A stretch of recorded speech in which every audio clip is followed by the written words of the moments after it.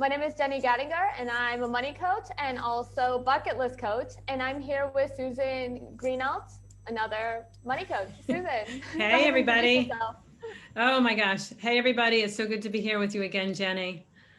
Yeah, it is. As you guys might know, we already had our first series about a month ago, Inaugural. right? Yep.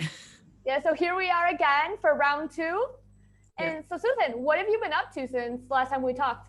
Oh my gosh. So I think that was around May when we just decided to record our conversation. We were catching up about traveling and about money coaching.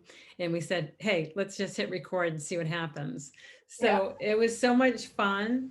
One thing is when I looked at it, we hardly even talked about money. So that was kind of fun too. Uh, what have I been up to? Oh man, the summer's been just flying by. It's so nice to be able to be out and be in nature, get some bike riding in and some hiking. And although I am thinking about the winter's coming and what am I going to do? Where am I going to go again? Do I go back to St. Croix or starting to think about some other places? And I wondered, I bet you have some ideas. You're looking for somewhere warm, or I'd imagine, no? I'm always looking for somewhere warm, and I'm always looking for somewhere where I can snorkel. Have you thought about maybe like Central America? I have been to Costa Rica, Okay, and yeah, that was. I love Costa Rica. The snorkeling isn't that great there, but that's okay. A friend of mine actually spent last winter there and had a wonderful time. And so I was actually thinking about that as a destination. Mm-hmm. Maybe some other ideas would be the Canary Islands in Spain or Madeira in Portugal. Oh, I've never been there. I've never I been don't know there. so much about snorkeling, but I think the weather is very nice at that time Yeah. of year. So So definitely you something to don't look you into. you don't look for warm weather in the winter? It doesn't matter to you? I do like warm weather, or at least warmer, and so yeah. But like I said, as far as snorkeling goes, I haven't done snorkeling there. Where have I done snorkeling? I snorkeled in the Philippines, but there you go. We go to the Philippines. How were the Philippines? How was that? Amazing. And the snorkeling was incredible there as well. Awesome. Talk about Awesome. seeing a lot of tropical fish and corals. Yep. So Yep. That's what I I would want to highly see. recommend that. Oh, the Philippines. Cool. Mm-hmm. Um, the Mediterranean. People have said that I should go to the Mediterranean, but yeah, I have to look at that. There was an article that I read. Some towns in Italy are welcoming people to come live there. They're paying people to come live there. I think Yeah, yeah, I told you about that. And yeah, so, yeah. yeah, so I looked into that and I'm kind of disappointed because they want people to be 40 and younger. Oh, really? Right. And I thought, wow, I don't know. That does, that sounds like a little bit like discrimination. But I guess they want you to really stay and kind of Mm-hmm. populate some of the small towns that they have. So if Mm-hmm. anyone is interested in looking into that, Google, Italy will pay you to come live There you because there go. are some sweet, sweet little towns where they'll pay you to come set up shop.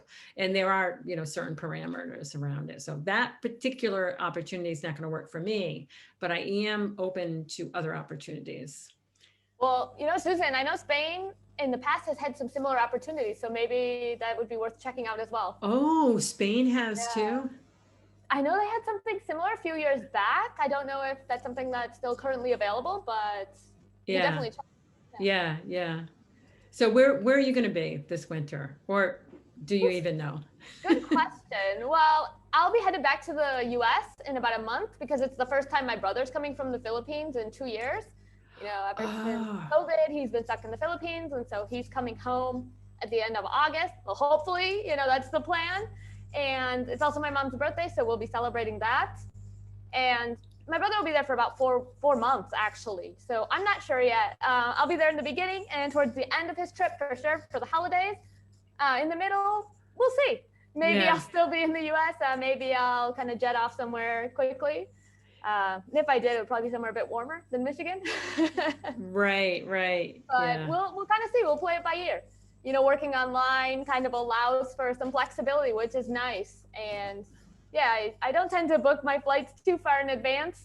So, where are we? We're in July right now. So thinking about September, October, it's still a ways off. Wow. We'll see what happens when the time comes. Wow, that is a mindset that not a lot of people have. And you've really embraced the whole global get. That's Jenny's handle, right, on Instagram. It is, yes. Global get. Awesome Get. photography. It's just wonderful. So everyone should follow her. Thank you very much. Yeah.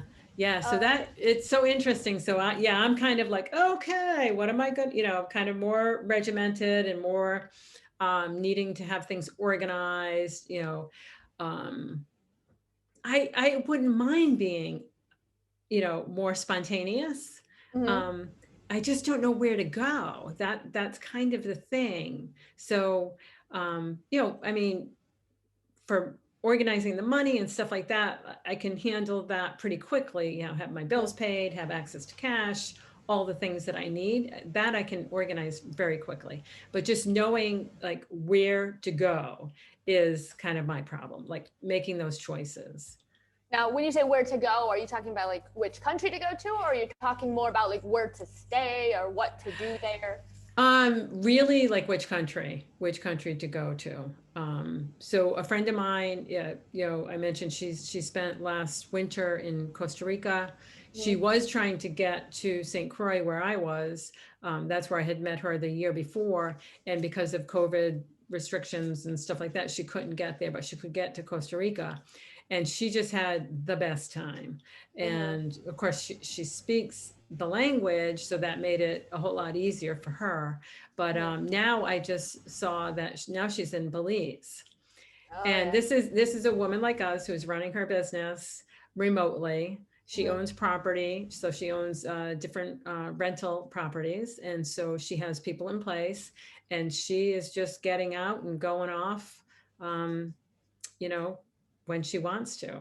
So it's a beautiful thing to be able to put that kind of stuff in place. It is, yeah. A lot of people talk about wealth as being, all about money. And really, I don't think it is. I think it's more about flexibility and having the time and the freedom to do the things that you want to do. That's where the bucket list part of me comes in. The switch from the financial coach to the bucket list coach right there. Yeah, absolutely. Like what is being rich? Exactly. What is being rich? Is it a number? A lot more than a number. Oh my God. Is it the number in your bank account?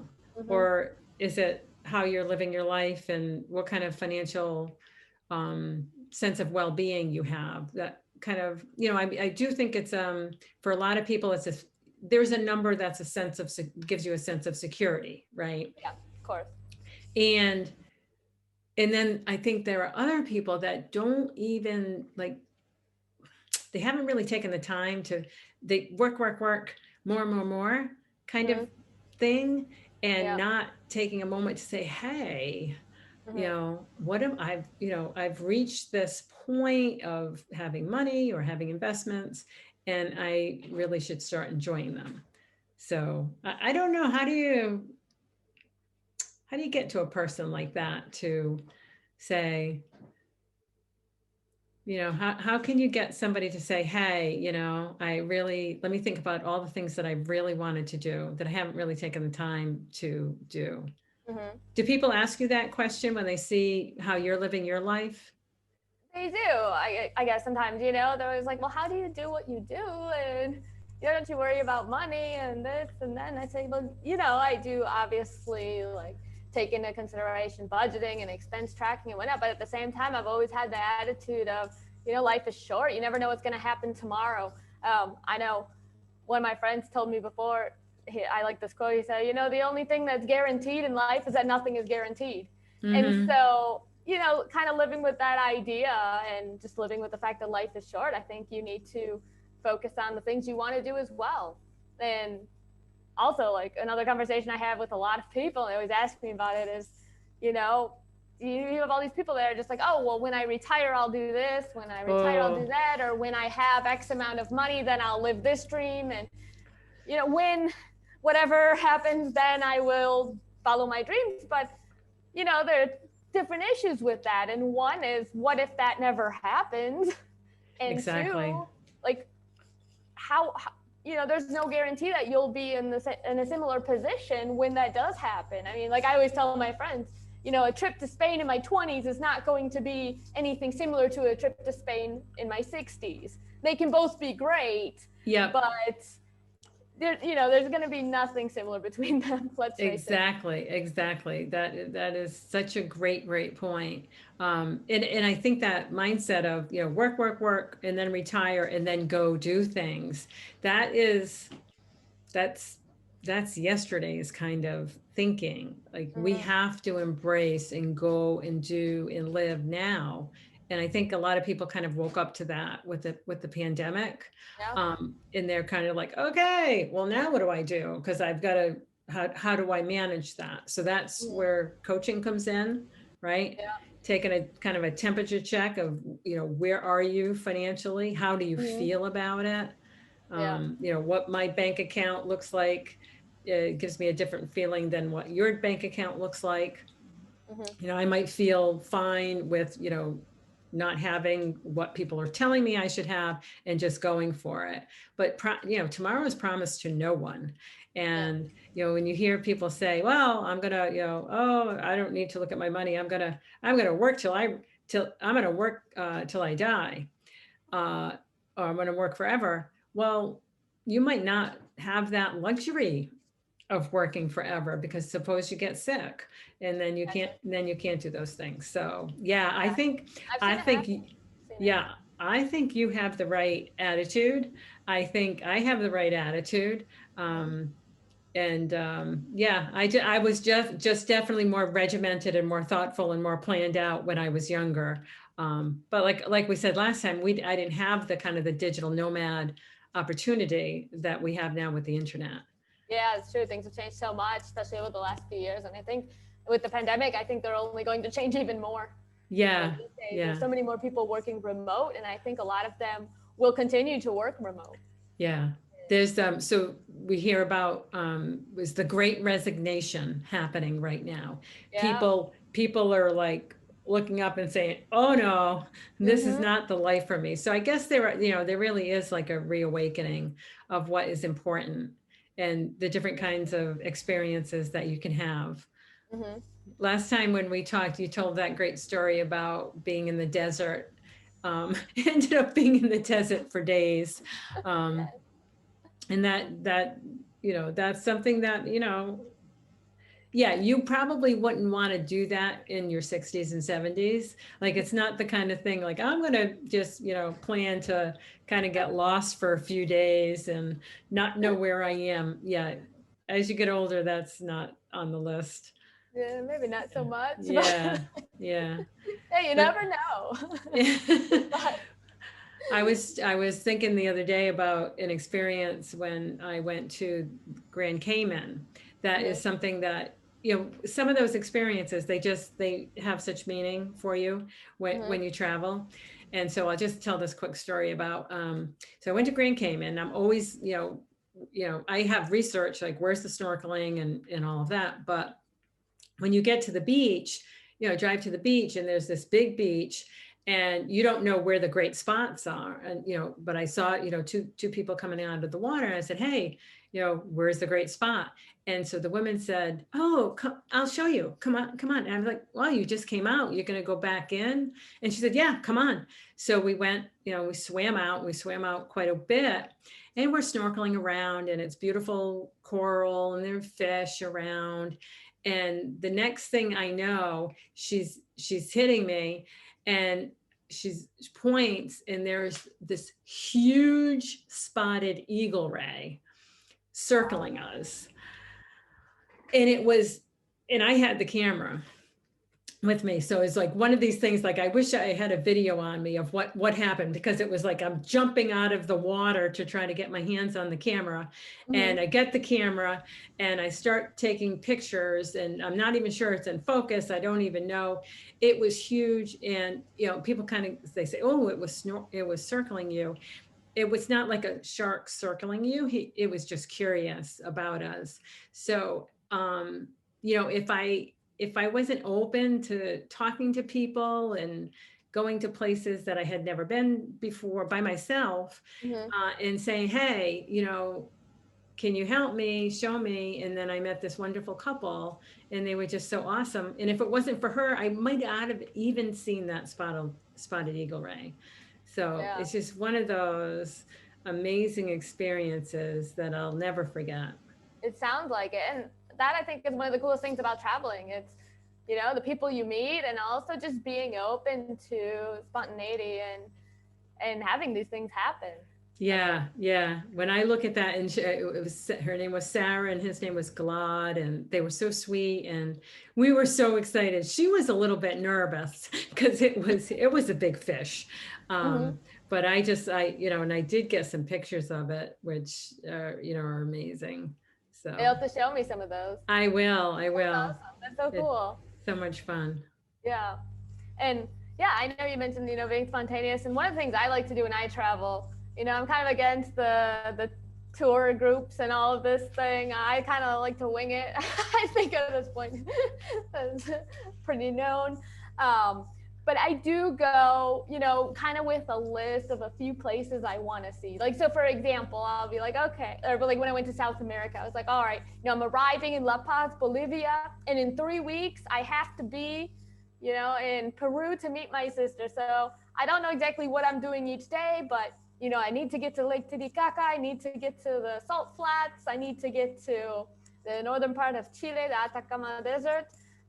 But apart from that, like I like to leave everything open, because especially how I use couch surfing and I meet people spontaneously, you know, you never know of what plans will come up, or you meet other Ah, travelers, you hear about places you've never even heard of. And so that's kind of why I like to go along and leave room for spontaneity oh, to that's awesome. just appear, and you end up places you never even heard of, and you would have never gone, you know, if you Mm. didn't. So yeah, I've never really been much of a travel planner. I was No. more in the beginning. It gets easier, I think, with experience as well. Oh, I'm happy to hear that. I'm happy to hear that you were kind of planning it out in the beginning, but then you learned, right? You learned that Exactly, it you gets didn't have to. easier.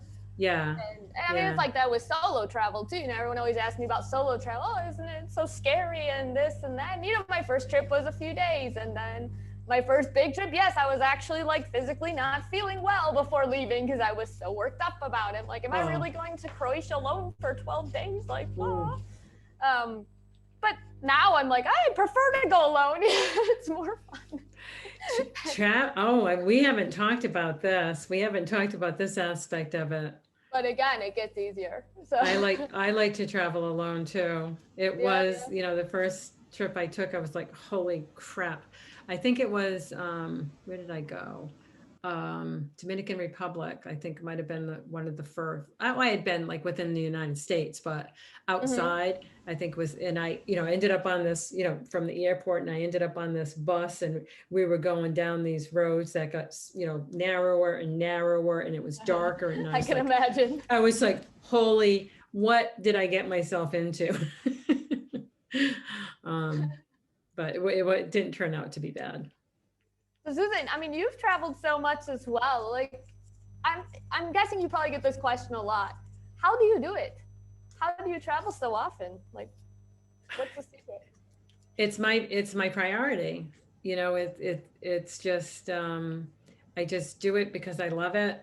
I love to go exploring. Like no matter, I mean, this afternoon I'm going to go explore with my sister Jess. We're going on a bike ride, then we're going to go to the beach, and we'll go do exploring. And I just love to do it. So that's where I choose to put my money. So you know, when you get back to being a money coach, for me, I don't need a fancy car. I don't need a fancy house. I certainly don't need fancy clothes, as anyone who knows me will say. Um, this is where I choose to put my money. So Yeah. yeah, I probably spend more than most people when I do travel. Um, but that's what lights me up. Other Yeah. people have different, different priorities. I think the point is just to be mindful of it, just live your life eyes wide open. Yeah. Well, this That's goes a lot along with what Ramit Sethi always talks about, living your rich life. yeah. So, it's not only about the investments and, getting out of debt, but it's also about spending and choosing your areas of priority and then living it up within those and cutting back on other areas. Exactly. Do so. Yep. That 100%, like we don't say don't spend. We say spend. And with intention. Yeah. What matters to you, whatever that is. Yep. Yep. Yeah. I love that. That's our message, people. Yeah. That's what, here's the banner. Live your rich life. Exactly. This is what we're talking about. So Yeah. I'd love to hear from people what lights them up and what they're spending their money on and what they're getting super mindful about. Yeah, let us know. Comment below if you're watching. Yeah. Yeah. All right. So I think, Susan, it's good for today, right? I think so. We will think about other things. I think next time we're going to talk about solo travel. Oh, that sounds good. I love that. I love that topic. Because that's what come up. And I'm going to try to find that picture of that spotted eagle ray. Awesome. Great. All right. Susan, do you have any classes, workshops, anything coming up that you want to share?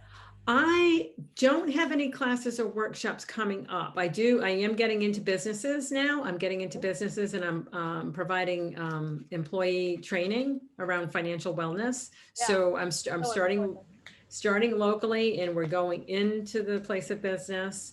And so I'm talking to a lot of business owners about that. People report financial stress is their, 74% of people report financial stress as their number one stress. So like really thoughtful and mindful employers should help their employees get better at that. And so that's what I'm doing. And so I'll be doing that and continuing with my one-on-one coaching and my business coaching.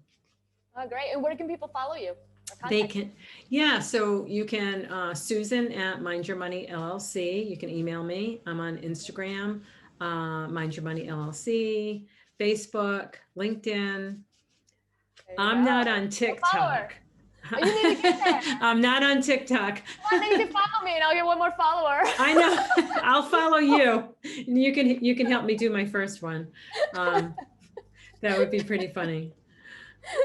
All right. So what about you? I know. I've actually got.